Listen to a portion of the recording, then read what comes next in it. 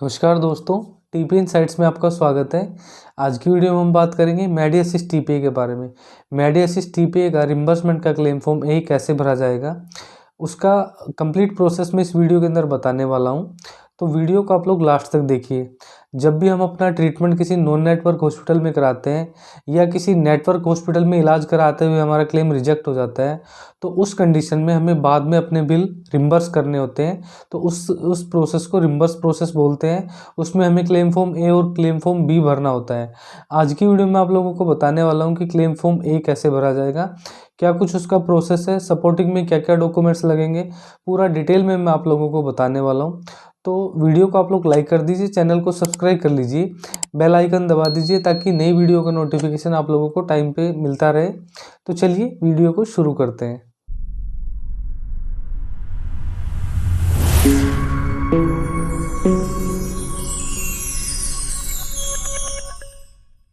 तो आप लोगों की स्क्रीन के ऊपर मेडी असिस्ट का क्लेम फॉर्म ए खुला हुआ है। इस पे लिखा हुआ है to be filled by the insured. ये इंश्योर्ड से भरा जाएगा, मतलब जो पॉलिसी का मेन मेंबर है उसके द्वारा भरा जाएगा। उसमें इसकी डिटेल डलेगी, उसके अलावा पेशेंट की भी इसमें डिटेल डलेगी। तो चलिए फॉर्म को शुरू करते हैं। यहाँ पे सबसे पहले पॉलिसी नंबर डालना है। यहाँ पे आप लोगों को ये पूरा फॉर्म आपको कैपिटल लेटर में भरना है, बोल्ड में, ब्लॉक लेटर्स में भरना है। इस पर लिखा हुआ है। यहाँ पे पॉलिसी नंबर डालने के बाद यहाँ पे कंपनी का टीपी आईडी, हर फैमिली मेंबर का अलग अलग टीपी आईडी नंबर होगा, वो नंबर आप लोगों को यहाँ मेंशन करना है। उसके बाद यहाँ पे नाम आएगा, पॉलिसी का जो मेन मेंबर है उसका नाम आएगा। यहाँ ध्यान रखना है, पेशेंट का नाम नहीं डालना है। यहाँ पे मेन मेंबर का नाम आएगा, जो पॉलिसी का जो मेन मेंबर है या हेड है। यहाँ पे एड्रेस आएगा, यहाँ पे सिटी आएगी, यहाँ पे स्टेट आएगा, यहाँ पे पिन कोड आएगा, यहाँ पे फ़ोन नंबर आएगा, यहाँ पे ईमेल आईडी आएगी। ये फैमिली का जो मेन मेंबर है उसकी सारी डिटेल इसमें भरनी है आप लोगों को। उसके बाद सेकंड आता है इसमें, currently covered any other mediclaim health insurance. इसमें हेल्थ इंश्योरेंस की हिस्ट्री मांगी हुई है कि आपके पास मेडी असिस्ट के अलावा भी कोई हेल्थ इंश्योरेंस है तो आप इसमें बताइए। अगर आप यस करोगे तो उसकी डिटेल डालनी पड़ेगी। मैं आप लोगों को सजेस्ट करूंगा अगर है भी तो नो कर देना है, क्योंकि यस करोगे तो पूरी डिटेल डालनी पड़ेगी। कंपनी और भी कुछ क्वेरी लगा के कुछ पूछ सकती है, तो आप यहाँ पे नो कर दोगे तो ये पूरा ऑटोमेटिकली कैंसिल हो जाएगा, ये वाला कॉलम। उसके बाद हम आगे चलते हैं। इसमें है detail of insured person hospitalize. जो इंश्योर्ड पर्सन हॉस्पिटलाइज हुआ है उसकी यहाँ पे डिटेल डालनी, मतलब ये है कि यहाँ पे पेशेंट की डिटेल डालनी है कि कौन पेशेंट है फैमिली के अंदर। यहाँ पेशेंट का नेम आएगा, पेशेंट मेल है फीमेल है, यहाँ पे टिक करना है। पेशेंट की एज, डेट ऑफ बर्थ। उसके बाद relationship to primary insured. Primary insured मतलब जो फैमिली का मेन मेंबर है उसके साथ पेशेंट का क्या रिलेशन है। सेल्फ मतलब खुद है बंदा वो, या उसकी वाइफ है, पत्नी है, बच्चे हैं, फादर है, मदर है, या अदर कोई रिलेशन में है, तो वो यहाँ पे मेंशन करना है अदर पे टिक करके। ऑक्यूपेशन क्या करता है, ये जो मरीज है, जो एडमिट हुआ है, जो हॉस्पिटलाइज हुआ है, वो क्या करता है। पेशेंट जो है उस वो सर्विस करता है, सेल्फ एम्प्लॉयड है, होम मेकर है, स्टूडेंट है, रिटायर्ड पर्सन है, वो आप लोगों को यहाँ पे मेंशन करना है। उसके बाद यहाँ पे एड्रेस आएगा, सिटी आएगी, स्टेट आएगा, पिन कोड आएगा, फ़ोन नंबर आएगा, ईमेल आईडी आएगी। ये भरने के बाद हमें आगे चलना है। उसके बाद इसमें पूछा है डिटेल्स ऑफ हॉस्पिटलाइजेशन। हॉस्पिटल की डिटेल यहाँ भरनी है। Name of the hospital where admitted, hospital का नाम आएगा यहाँ पे।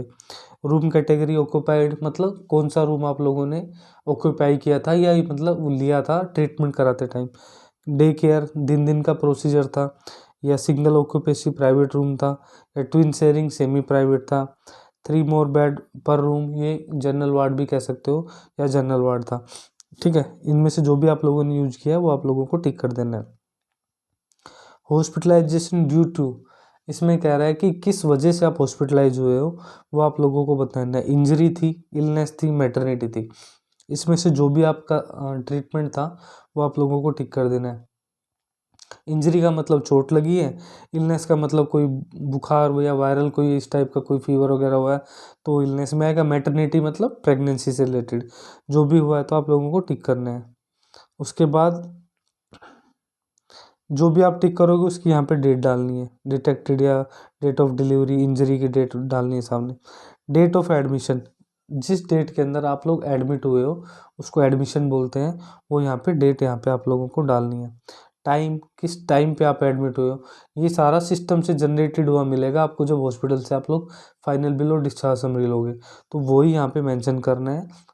टाइम और डेट दोनों चेक करके आप लोगों को डालनी है, दोनों मैच होनी चाहिए, मिसमैच नहीं होना चाहिए दोनों। यहाँ पे टाइम डालना है एडमिशन का, यहाँ पे डिस्चार्ज की डेट डालनी है, जिस दिन आप हॉस्पिटल से डिस्चार्ज हुए हो, छुट्टी मिली है, और यहाँ पे टाइम डालना है।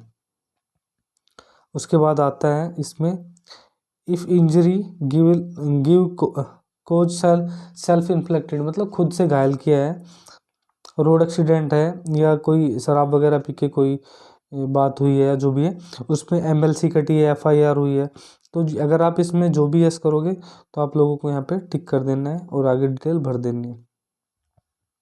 उसके बाद है detail of treatment expenses claimed, claim की डिटेल डालनी है, क्लेम डिटेल ऑफ क्लेम।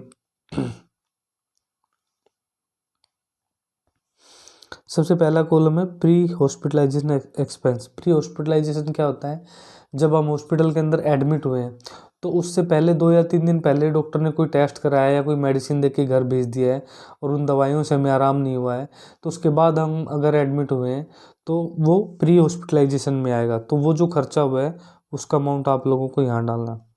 उसके बाद आता है पोस्ट हॉस्पिटलाइजेशन, मतलब